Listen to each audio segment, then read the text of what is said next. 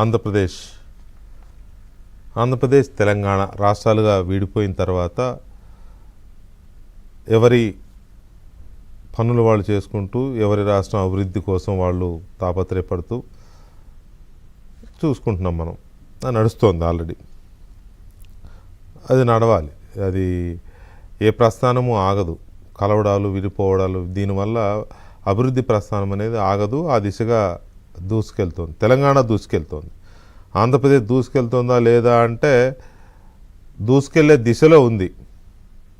మధ్యలో దారుణమైన దెబ్బలు తిని దూసుకెళ్లే దిశలో ఉంది. తెలంగాణ మాత్రం బ్రహ్మాండంగా దూసుకెళ్తోంది, అందులో సందేహం లేదు. అయితే తెలంగాణ ఉద్యమం పీక్ స్టేజ్లో ఉన్నప్పుడు అందరికీ తెలిసిన ఒక ఇదేంటంటే తెలంగాణ వాదులు, తెలంగాణ ప్రజలు మా రాష్ట్రం మాకు కావాలి అని భారీ ఉద్యమాన్ని పెద్ద ఎత్తున ఉద్యమం చేశారు. ఎందుకంటే అది ఒక బలమైన ఆకాంక్ష. ఇప్పటిది కాదు. తెలంగాణ రాష్ట్రం ఏర్పడే నాటికే 60 సంవత్సరాల బలమైన ఆకాంక్ష అది. దాన్ని ఎవరన్నా వద్దన్నా, దాన్ని ఎవరన్నా తిరస్కరించినా అది అంతకంటే పెద్ద నేరం ఇంకోటి లేదు అప్పట్లో. వాస్తవానికి కూడా అది నిజం. అయితే ఆ ఉద్యమం టైంలో కలిసి ఉందామనేది ఒక ఉద్యమం. తప్పని పరిస్థితుల్లో సమైక్యాంధ్ర అంటూ ఒక ఉద్యమం, రాజకీయ మనుగడ కోసం. రాష్ట్ర ఏర్పాటు ఆకాంక్షల కోసం తెలంగాణ ఉద్యమం. ఇవన్నీ కలగలిసిన ఒక భావోద్వేగాల్ని మనం అప్పట్లో చూసాం. ఇన్నాళ్ళు కలిసి ఉండి ఇప్పుడు విడిపోతే ఎలా అని ఒక వర్గం, మేమేమన్నా కలిసి ఉందామని చెప్పామో మమ్మల్ని బలవంతంగా కలుపుకున్నారు అని ఇంకొక ప్రాంతం. హైదరాబాద్ అభివృద్ధిలో మా వంతు పాత్ర లేదా, ఇన్నాళ్ళు మేము పన్నులు కట్టలేదా, హైదరాబాద్లో మేము భాగస్వాములే కదా, మమ్మల్ని ఎందుకు వెళ్ళగొడుతున్నారని ఇంకొక వర్గం. ఇట్లా రకరకాలు, ఒకటి కాదు. అదంతా ఒక విభిన్న భావజాలాలు, విభిన్న మనోభావాలు కలగలిసిన ఒక సుదీర్ఘమైన ఒక ఉద్యమాన్ని మనం చూసాం. అందులో తెలంగాణ ఉద్యమానిదే పైచేయింది. తెలంగాణ ప్రజల మనోభావాలు, ఆకాంక్షలదే పైచేయింది. ఎలా ఏర్పడింది, ఎవరిచ్చారు, ఆ రాజకీయపరమైన దాంట్లోకి నేను వెళ్ళను. కానీ తెలంగాణ ఏర్పాటైంది, తెలంగాణ రాష్ట్రం సాకారమైంది, బ్రహ్మాండంగా తన పని తాను చేసుకుంటోంది. ఆంధ్రప్రదేశ్ పని ఆంధ్రప్రదేశ్ చేసుకుంటోంది. సో ఇదంతా ఎందుకు చెప్పాల్సి వస్తుందంటే ఆ రోజున కలిసి ఉందామని సీమాంధ్ర ప్రాంత ప్రజలని కాదు, నాయకులు అంటూ ఉంటే తెలంగాణ ప్రాంతం మా రాష్ట్రం మాకు ఇచ్చేయండి అని ఉద్యమం చేస్తున్నప్పుడు కేసీఆర్ ఒక మాట అన్నారు. ఏమంటే రాష్ట్రాలుగా విడిపోదాం, అన్నదమ్ములుగా కలిసి ఉందామని. అప్పుడు అటువైపు నుంచి ఇంకొక స్లోగన్ వచ్చింది. కలిసి ఉంటే బలంగా ఉంటాం, మనం విడిపోతే పలుసునైపోతాం, చులకనైపోతాం, వీక్ అయిపోతాం, బలహీనపడతాం. ఎందుకంటే 42 లోక్సభ స్థానాలు ఉన్న పెద్ద రాష్ట్రం మనది అప్పుడు, ఉమ్మడి ఆంధ్రప్రదేశ్గా ఉన్నప్పుడు. ఇప్పుడు విడిపోతే అటు 25 ఇటు 17 అయినాయి. అట్లా వీక్ అయిపోతాం మనం, లోక్సభలో కూడా వీక్ అయిపోతాం, మన వాయిస్ వీక్ అయిపోద్ది అనేది సీమాంధ్ర ప్రాంతం నాయకులు చేసిన ఆర్గ్యుమెంట్. అయినా పర్లేదు, మన వాదనలో బలం ఉన్నప్పుడు, మన వాదనలో సంకల్పం ఉన్నప్పుడు నంబర్ అనేది ముఖ్యం కాదు, రాష్ట్రాలుగా విడిపోదాం, అన్నదమ్ముల్లా కలిసి ఉందాం అనేది ఇటువైపు నుంచి వచ్చిన స్లోగన్. సరే, ఏ స్లోగన్ ఎలా ఉన్నా విడిపోయారు, 2 రాష్ట్రాలు అయినాయి, విడిపోయాం, ఎవరి పని వాళ్ళు చేసుకుంటున్నాం, రాష్ట్రాలు అభివృద్ధి దిశగా ముందుకెళ్తున్నాయి. ఇక్కడ తెలుగు రాష్ట్రాలకు పోటీ ఉందా దేశంలో? పోటీ అంటే ఇదేం ఆటల పోటీ అని కాదు నేను అనేది. అభివృద్ధిలో తెలుగు రాష్ట్రాలకు పోటీ ఉందా? తెలివితేటలకు ఎలాగూ పోటీ లేదు, అందులో డౌటే లేదు.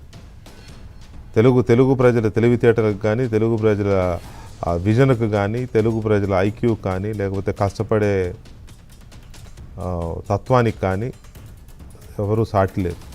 ఇది జగమెరిగిన సత్యం. ఆల్రెడీ ప్రపంచ దేశాలు చాలా ఇప్పుడు చూస్తున్నాయి కూడా. తెలుగు ప్రజల తెలంగాణ ప్రాంతం వారైనా, ఆంధ్రప్రదేశ్ ప్రాంతం వారైనా విదేశాల్లో ఉద్యోగాలు చేస్తూనూ, వ్యాపారాలు చేస్తూ కూడా ఎంతగా తమ ప్రతిభను చూపిస్తున్నారో చూస్తున్నాం మనం తెలుగువారు. సో ఈ పరిస్థితుల్లో ఇప్పుడు ఈ సిచ్యువేషన్ రావడానికి, ఈ డిబేట్ పెట్టడానికి ఒక ప్రధానమైన కారణం ఉంది. అనుకోకుండా నేను ఒక వీడియో చూశాను 3 days బ్యాక్. ఆ వీడియో చాలా ఆసక్తికరమైన వీడియో. తెలంగాణ మున్సిపల్ మంత్రిగా పనిచేసిన కేటీ రామారావు గారు అప్పుడు ఒక స్టేట్మెంట్ ఇచ్చారు. ఏదో సభలో మాట్లాడుతూ చాలా కీలకమైన స్టేట్మెంట్ ఇచ్చారు. ఆ స్టేట్మెంట్ ఏంటంటే, హైదరాబాద్ మెట్రోపాలిటన్ డెవలప్మెంట్ అథారిటీ, హెచ్ఎండిఏగా పిలుస్తాం కదా, ఇది దేశంలోనే అతిపెద్ద మెట్రో డెవలప్మెంట్ అథారిటీ. సుమారు 7,000 పైచిలుకు స్క్వేర్ కిలోమీటర్, చదరపు కిలోమీటర్ల విస్తీర్ణంతో ఉన్న హెచ్ఎండిఏ దేశంలోనే అతిపెద్దది అన్నారు. అంటూ ఇంకో మాట కూడా అన్నారు. నిజానికి దేశంలో ఇంత పెద్ద నగరం మాస్టర్ ప్లాన్ ఉన్న సిటీ ఇంకొకటి లేదు. మన పొరుగున ఉన్న ఆంధ్రప్రదేశ్ అమరావతి మనకంటే పెద్దది వాళ్ళు నిర్మించడం మొదలుపెట్టారు. అయితే ఇటీవల కాలంలో అక్కడ పనులన్నీ ఆగిపోయినాయి. సో ప్రస్తుతం మనమే నంబర్ 1 అని ఆయన అన్నారు. అది ఏ టైంలో? జగన్మోహన్ రెడ్డి అమరావతిని చంపేసిన టైంలో ఇక్కడ కేటీఆర్ గారు ఆ మాట అన్నారు. హైదరాబాదే దేశంలో పెద్దది, అమరావతిని డైరెక్ట్గా చెప్పలేదు కానీ డైరెక్ట్గా ఇండైరెక్ట్గా అక్కడ పనులన్నీ ఆపేశారు కాబట్టి మనకు పోటీ లేదు అని. అంటే అమరావతి హైదరాబాద్ మధ్యనే ఉన్నది పోటీ, దేశంలో ఇంకే నగరము లేదు. అది ఆయన మాటల నుంచి మనం వినేది ఏంటంటే ఈ రెండిటి మధ్యనే పోటీ అనేది. సో ఎందులోనైనా మనకు మనమే పోటీ, మనకు మనమే సాటి, కానీ ఇంకెవరూ లేరు అనేది ఒక పాయింట్. హైదరాబాద్కున్న స్పెషాలిటీ ఏంటి, హైదరాబాద్కున్న గొప్పతనం ఏంటి, హైదరాబాద్ ఈ డెవలప్మెంట్ ఈ స్థాయికి ఎలా వచ్చింది, ఎంత కష్టపడితే వచ్చింది అనేది ఒక పాయింట్. అమరావతికున్న స్పెషాలిటీ ఏంటి, అమరావతి మాస్టర్ ప్లాన్ ఏంటి, అమరావతి ఎందుకు వెనకబడింది, అమరావతిని ఎవరు దెబ్బ కొట్టారు అనేది ఇంకొక పాయింట్. ఇంత చేసి అదేదో సినిమాలో రావు రమేష్ అంటాడు, శత్రువులు ఎక్కడ ఉండరా, ఎక్కడెక్కడ తిరుగుతూ ఉంటారు మన బెడ్రూమ్లో కిచెన్లో అని. సో ఆంధ్రప్రదేశ్కి శత్రువులు ఎక్కడో లేరు.